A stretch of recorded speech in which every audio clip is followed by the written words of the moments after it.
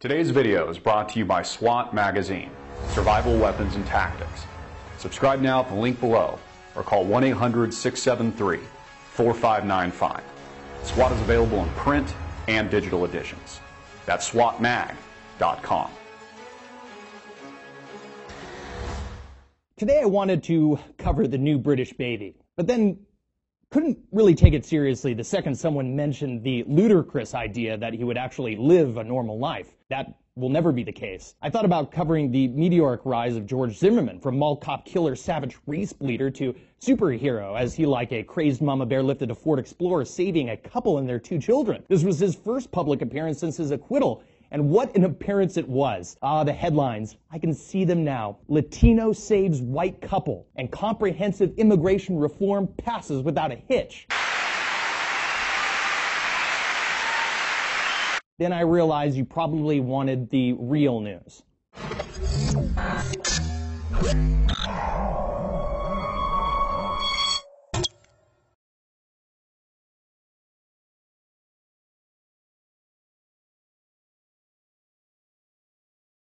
In today's news and geopolitics, the Middle East looks like Europe before World War I. It's the title of an article in Foreign Policy magazine, written by former U.S. Navy Admiral James Stavridis.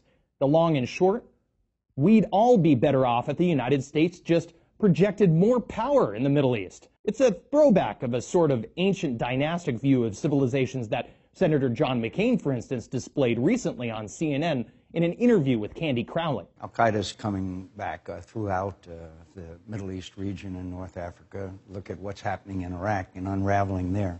You can only judge this on the basis of the facts. And the fact is, there's no United States leadership in the Middle East. There's a vacuum there. And when there's a vacuum, bad people fill it.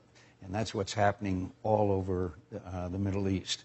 It's the idea that without central power, the world spins out of control rather than finding its own balance. It's also the modern idea that states rather than small communities couldn't possibly be peaceful and productive if left alone and decentralized, especially in an era of globalization. Unity is prosperity under this view.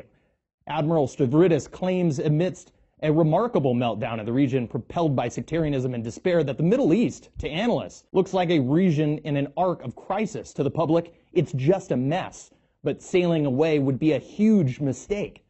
He gives 4 objectives that, in his view, would bring order to the chaos and would avoid another great power war like the one in World War I.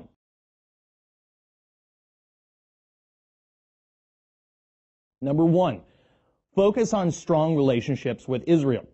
And as they are our eyes and ears and intelligence, try not to see things through their lens. That shouldn't be a problem. Number 2, we must work diplomatically in a multilateral context. Nice. That is, after the precondition that Bashar al-Assad of Syria is not to be allowed to rule.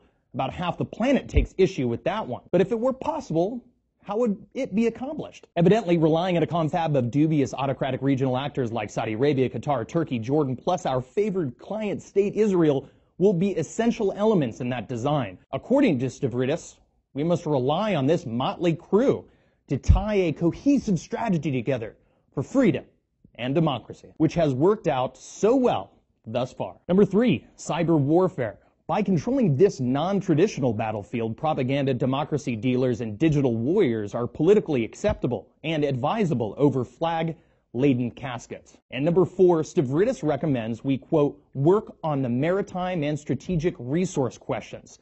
So much for sequestration. In other words, we need Battle Island there now. Hardware, ladies and gentlemen, hardware. According to Stavridis, like the Balkans in the year leading up to World War I, the Levant and Eastern Mediterranean are a pile of tinder that could ignite a much wider conflict.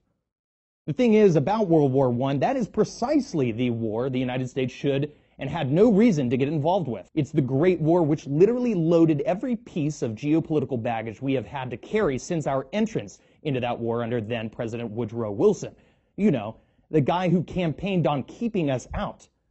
By helping the nations of eternal war, as Thomas Jefferson called them, Europe, American foreign policy out of sheer altruism set the stage for Hitler's rise after Germany was pillaged by Allied forces. By luring Tsarist Russia into a protracted battle, American war subsidies threw that country into communist revolution. thereafter copied in China. By aiding Great Britain and Europe, the region of innumerable tribes and proud ancient civilizations in the Levant, the Eastern Mediterranean, and North Africa were cobbled together into oil fiefdoms for Europe to control. And it was on the wings of the Allied powers Israel was sponsored, and after everyone left, well, here we are. These fabricated Western-styled nation-states have crumbled under the weight of crony capitalism, dictators, and the false allure of the redemptive qualities of democracy, which without the rule of law, civil institutions, and a robust private sphere beyond the reach of oppression, are as lethal as any oligarchy or theocracy. It was World War I when we broke the Westphalian peace balance enjoyed for hundreds of years. We have been paying for it ever since. Admiral Stavridis' prescription is more tinkering in a political economy than we can afford right now.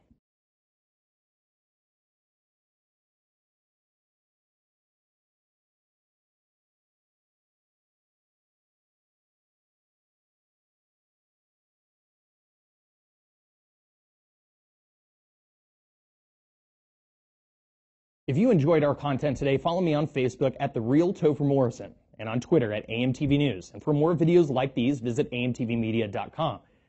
This is AMTV, the voice of independence.